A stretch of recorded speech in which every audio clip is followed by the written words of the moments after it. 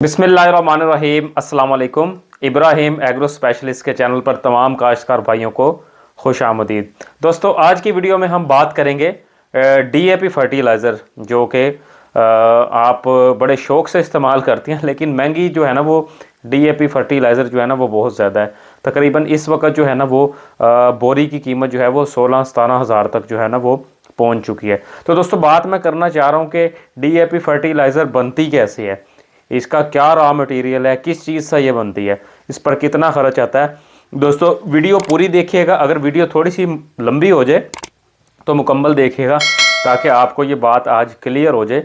क्या DAP fertiliser हम जो है वो अपने फार्म पे तैयार कर सकते हैं, अपने डेरे पे तैयार कर सकते हैं, या इसको तैयारी करने का दोस्तों कितना ख़र्च इसके ऊपर आता है, और हम क्या उस क्वालिटी की डीएपी तैयार कर सकते हैं जो एफएफसी कंपनी बना रही है, एग्रो बना रही है, या फातिमा फर्टिलाइज़र बना रही है।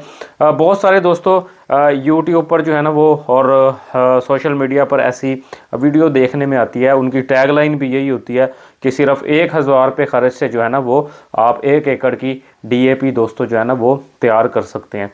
तो इन्हीं बातों को दोस्तों मैंने देखते हुए कहा कि यार एक ज़िम्मेदार भाइयों की रहनुमाई के लिए जो दोस्तों ये वीडियो मुझे लाजमी बनानी चाहिए। एनिमेशंस के साथ जो है वो डीएपी बनाने का जो प्रोसेस है, फैक्ट्री में डीएपी कैसे बनती है, जो हम घर पे बना रहे होते हैं वो कैसी बनती है, इतना दोस्तों ये कोई सिंपल प्रोसेस नहीं है। आप जो है ना वो वीडियोस देख के उसकी मिक्सिंग वगैरह तो कर लेंगे जो भी उसका रॉ मटेरियल है, लेकिन आया कि दोस्तों क्या आप उसकी पीएच मेंटेन करते हैं, क्या उसकी वो क्वालिटी मेंटेन करते हैं जो फैक्ट्री में मेंटेन होती है, क्या वो उस तरीक़ाकार से रिलीज़ होगा जो तरीक़ाकार हम फैक्ट्री में बनाते हैं। तो दोस्तों आइए देखते हैं डीएपी फर्टिलाइज़र जो है, डीएपी खाद फैक्ट्रियों में दोस्तों जो है वो कैसे बनती हैं।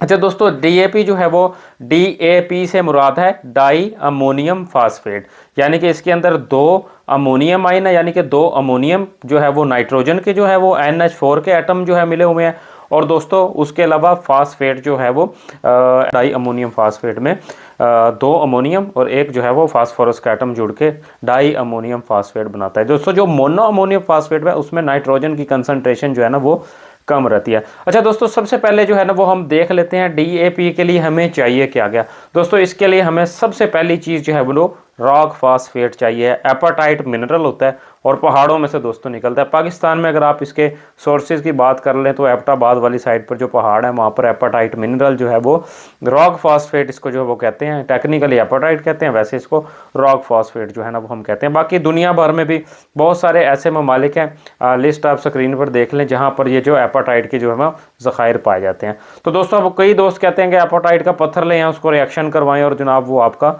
बन जाएगा। तो दोस्तों, जो फैक्ट्रियों में इस्तेमाल होता है ना वो डायरेक्टली एपाटाइट नहीं इस्तेमाल होता, बल्कि वहाँ पर इस्तेमाल होता है फास्फोरिक एसिड। फास्फोरिक एसिड जो है वो एपाटाइट से ही बनाया जाता है। उसको एपाटाइट को जो है दोस्तों सल्फ्यूरिक एसिड के साथ रिएक्शन करवा के जो है ना वो फास्फोरिक एसिड वो बनाया जाता है। अब दोस्तों, हमारे पास जो है ना फास्फोरिक एसिड आ गया। फास्फोरिक एसिड भी बना बनाया जो है वो बड़ी बड़ी फैक्ट्रीज जो हैं वो परचेज़ कर लेती हैं। फास्फोरिक एसिड जो है ना वो एपाटाइट से कुछ फैक्ट्रियां जो हैं वो बनाती हैं, लेकिन जो फर्टिलाइज़र फैक्ट्रीज हैं वो या तो खुद मैन्युफैक्चर कर रही होती हैं या फिर दूसरी फैक्ट्रीज में जो है वो ऑर्डर पर जो उनसे फास्फोरिक एसिड तैयार करवा लेती हैं। दूसरा दोस्तों जो इसमें मटीरियल इस्तेमाल होता है वो है अमोनिया। दोस्तों, अमोनिया हमने आपको अपनी पिछली वीडियो में जब बनाया, जब यूरिया का हमने आपको प्रोसेस बताया कि जो अमोनिया है ये कैसे बनता है। दोस्तों, अमोनिया जो है नाइट्रोजन और हाइड्रोजन को मिलाते हैं, जब फिर बनता है नाइट्रोजन जो है वो हम फिज़ा से एक्सट्रैक्ट करते हैं। हमारी फ़िज़ा में 78% जो है वो नाइट्रोजन मौजूद है। दोस्तों, जो हाइड्रोजन है ये कुदरती गैस जलाते हैं, तो फिर उससे जो है ना वो हाइड्रोजन जो है उसको एक्सट्रैक्ट कर लेते हैं। दोस्तों, अमोनिया भी जो इंडस्ट्री में है डीएपी फर्टिलाइज़र बनाती हैं, या तो खुद मैन्युफैक्चर कर लेती हैं या फिर इसको भी बड़े बड़े टैंकों में जो है ना वो स्टोर किया होता है। अमोनिया स्टोरेज टैंक इनको कहा जाता है। तो दोस्तों, अब रिएक्शन शुरू जहाँ से होता है वो मैं आपको बताता हूँ। फास्फोरिक एसिड जो है इसको लिया जाता है और इसको जो है वो रिएक्ट करवाया जाता है अमोनिया के साथ। अब इसका आप देख सकते हैं जो डीएपी खाद बनती है इसमें 4 तरह के रिएक्टर मौजूद होते हैं। वो दोस्तों हैवी रिएक्टर जो है ना ये इनको कहा जाता है, बहुत मजबूत, जो कि बहुत ज़्यादा टेम्परेचर और प्रेशर जो है ना वो बर्दाश्त करते हैं। अब आप मुझे बताएं कि जो आप नीला ड्रम है उसके अंदर आप जो वो उसको एपाटाइट को गोटा लगा रहे होते हैं दूसरे एसिड के साथ जो है वो रिएक्शन करवा के, तो दोस्तों वहाँ पर तो वो हम प्रेशर और टेम्परेचर ही नहीं मेंटेन कर रहे हैं, तो फिर कैसे उस क्वालिटी का जो है वो हमें डीएपी मिलेगा या फास्फोरस की जो है ना वो सोर्स मिलेगी। अब दोस्तों होता क्या है, आप डायग्राम में देखें, तस्वीर में देखें, इसके अंदर 4 रिएक्टर्स हैं। अब सबसे पहले रिएक्टर है, फिर दूसरा रिएक्टर है, फिर तीसरा रिएक्टर है, फिर आखिर में जो है वो जो ग्रैनुलर टैंक है जहाँ पर डीएपी के जो है वो दाने बनते हैं, और आखिर में ड्रायर है, और उसके बाद जो है वो छाननी लगी हुई होती है जहाँ से कन्वेयर बेल्ट पर डीएपी तैयार होकर दोस्तों जो है वो गटुओं में चली जाती है। अब दोस्तों सबसे पहले रिएक्शन में क्या करते हैं, ये जैसा कि आप टैंक सामने देख रहे हैं दोस्तों, अमोनिया गैस को नीचे से जो है ना वो दाखिल किया जाता है। एनहाइड्रस अमोनिया जो है ना वो लिक्विड की फॉर्म में अमोनिया को जो है वो टैंक के नीचे से दाखिल किया जाता है, और दोस्तों ऊपर से जो है वो टैंक के फास्फोरिक एसिड का जो है ना वो छिड़काव किया जाता है या डाला जाता है। अब दोस्तों उस टैंक के अंदर एक एजिटेटर लगा होता है जैसा कि आपने स्प्रे मशीनों में देखा है, अंदर एक रॉड सा लगा होता है, जैसे जैसे हम उसको हिलाते हैं तो दोस्तों वो उसको मिक्स कर जाता है। अब दोस्तों इस एजिटेटर का मकसद यही है कि जो हमारा फास्फोरिक एसिड है और अमोनिया है इनको दोस्तों मिक्स किया जाए। तो दोस्तों इस रिएक्शन को हम न्यूट्रलाइजेशन रिएक्शन भी कहते हैं, यानी कि तेज़ाब और असास का रिएक्शन दोस्तों जब होता है। अब दोस्तों होगा क्या कि पहले स्टेप में जब हमारा पहले टैंक में हमारा एक स्लरी टाइप, एक गारा टाइप मिक्सचर बन के नीचे बैठ जाएगा, इसको दोस्तों हम कहते हैं मोनो अमोनियम फास्फेट, यानी कि यहाँ पर अमोनियम का एक आयन जो है वो फास्फोरस के साथ ऐड हो गया दोस्तों, इसको हम MAP कहते हैं। अब दोस्तों चूंकि हमें चाहिए है DAP, तो हम इसको मज़ीद दोबारा से फिर जो है वो अमोनिया के साथ इसका रिएक्शन करवाएंगे, इसको अगले टैंक में दोस्तों भेजेंगे। तो दोस्तों फिर इसी तरह यहाँ पर होगा, ऊपर से जो वो हमारा मटेरियल बन चुका है MAP उसको ऊपर से डालेंगे, और एनहाइड्रस अमोनिया जो है वो उसको नीचे से दाखिल करेंगे दोस्तों, फिर से इसका यही रिएक्शन होगा। अब की बार दोस्तों जो है वो हमारे पास नाइट्रोजन के 2 एटम जो है वो फास्फोरस के साथ अटैच हो जाएंगे, NH4 2 आइस और HPO4, यानी कि यहाँ पर हमारे पास DAP डाई अमोनियम जो है वो फास्फेट दोस्तों यहाँ पर बन चुका है।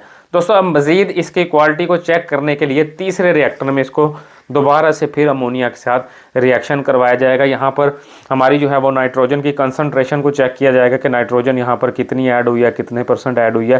तो दोस्तों इस रिएक्टर में काफ़ी ज़्यादा, इस रिएक्शन में बहुत ज़्यादा जो है ना वो हीट भी प्रोड्यूस होती है। यहाँ पर टेम्परेचर जो है ना वो लगभग 150 डिग्री सेंटीग्रेड के करीब होता है। अब दोस्तों यहाँ पर हमारे पास एक DAP का गारा नुमा जो है ना वो बन गया है। तो दोस्तों अब इसको हम जो है ना वो अगले स्टेप में भेजेंगे, ग्रैन्यूल्स जहाँ पर बनते हैं, जहाँ पर दाने बनते हैं, इससे अगला एक ड्रम होगा, एक टैंक होगा, वहाँ पर दोस्तों एक टम्बलिंग रिएक्शन करवाया जाता है, यानी कि वो जो हमारे पास गारा सा बना है ना, उस गारे को उस टैंक के अंदर दोस्तों डाला जाएगा।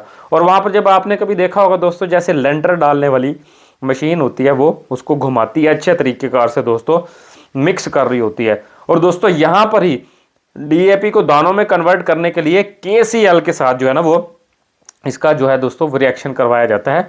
पोटाशियम क्लोराइड जो है उसके साथ इसका यहाँ पर एक रिएक्शन करवाया जाता है ताकि उसको दानों की दोस्तों शक्ल दी जा सके। अब दोस्तों ये हमारे पास एक स्लरी टाइप जो है ना वो लिक्विड दानों में अब कन्वर्ट हो जाता है। अब दोस्तों ये दाने बहुत ज़्यादा जो है ना वो गर्म है और थोड़े थोड़े गीले भी हैं। अब दोस्तों इन दानों को जो है वो सुखाने के लिए अगला स्टेप जो है वो वहाँ पर ड्रायर का होता है। ड्रायर में दोस्तों तकरीबन 150 से 200 डिग्री सेंटीग्रेड दर्जा हरारत होता है। यहाँ पर उन दानों को उस ड्रायर के अंदर दोस्तों ऊपर से फेंका जाता है और हाई टेम्परेचर की जो है ना वो हवा उसको ड्रायर में जो है ना वो एंटर की जाती है, जिससे दोस्तों हमारी मतलूबा DAP जो बन चुकी होती है खाद ब्लैक कलर की, तो वो दोस्तों उस ड्रायर में खुश्क होकर, ये आप तीसरा स्टेप देख सकते हैं, यहाँ पर एक छाननी नुमा स्ट्रक्चर लगा हुआ है दोस्तों, उसके ऊपर गिरती है, वहाँ से उसकी दानों की ग्रेडिंग वगैरह होके आगे कन्वेयर बेल्ट पर दोस्तों हमारी जो है ना वो DAP जाना शुरू हो जाती है। तो दोस्तों इस तरीकाकार से आगे फिर इसकी DAP की पैकिंग होती है। दोस्तों वीडियो बनाने का मकसद ये था। अब मेरा सवाल ये था, ये दोस्त कहते हैं जो कि यार अपने फार्म के ऊपर जो है ना वो आप DAP तैयार कर लें, तो अब यहाँ पर कितने ज़्यादा स्टेप दोस्तों आप लोग मिक्स करते हैं। सिंपली तो नहीं है कि आप एपाटाइट का जो आप पाउडर लेकर और दोस्तों उसको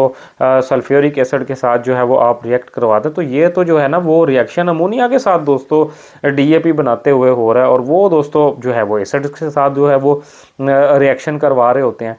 ठीक है। तो अब यहाँ पर दूसरा स्टेप जो है वो न्यूट्रलाइजेशन का स्टेप है कि एसिड बेस को हमने न्यूट्रल करना है। तीसरे स्टेप में दोस्तों जो है इसको KCl से भी रिएक्ट करवाना है। चौथे स्टेप में दोस्तों उसको ड्रायर करके उसके प्रिल्स बनाने हैं। तो दोस्तों फार्म के ऊपर तो आप स्लरी बना लेंगे, क्या उसकी pH मेंटेन है, क्या उसका वो लेवल है कि जो वो आपकी फसल को वो मतलूबा फास्फोरस जो है आप डालते हैं या रिलीज़ करे, या उसकी टॉक्सिसिटी लेवल, उसमें फास्फोरस का लेवल, उस पर नाइट्रोजन, कुछ भी दोस्तों चेक नहीं होता। दोस्तों कोशिश किया करें कि अगर आपके पास इतने रिसोर्सेज, इतने मीटर्स, pH मीटर, उसके बाद इलेक्ट्रिक कंडक्टिविटी मीटर, मुख्तलिफ जो इंस्ट्रूमेंट जो लेबॉर्ट्रीज़ में यूज़ होते हैं, फैक्ट्रीज़ में यूज़ होते हैं दोस्तों, वो अगर आपके पास नहीं है तो कोशिश करें कि आप बनी बनाई फर्टिलाइज़र इस्तेमाल करें। अगर बनी बनाई आप फर्टिलाइज़र महंगी या नहीं इस्तेमाल कर सकते दोस्तों, जो है वो कुदरती खादें, जो ऑर्गेनिक खादें जैसे कि फार्म यार्ड मैन्योर है, पोल्ट्री मैन्योर है, इसमें गो के फास्फोरस और नाइट्रोजन की और पोटाश की कंसंट्रेशन कम होती है। लेकिन अगर आप बिल्कुल नहीं डाल सके तो फिर आप ये इस्तेमाल करें, बजाय कि आप बाज़ार से केमिकल ख़रीद के दोस्तों उसको मिक्सिंग करके, जस्ट मिक्सिंग नहीं होती दोस्तों, कुछ कंडीशन जो होती हैं उनको हमें कंट्रोल करना पड़ता है, उसको मुख्तलिफ रिएक्शंस को चेक करना पड़ता है, उसके अलावा मुख्तलिफ रिएक्शन, न्यूट्रलाइजेशन के रिएक्शन करवाने पड़ते हैं दोस्तों, एक प्रेशर देना पड़ता है, उसको टेम्परेचर मेंटेन करना पड़ता है, तब जाके जो दोस्तों आपकी फर्टिलाइज़र जो है वो तैयार होती है। तो दोस्तों ये तो था प्रोसेस जो है ना वो DAP को बनाने का। उम्मीद करता हूं दोस्तों आपको ये मालूमाती वीडियो पसंद आई होगी।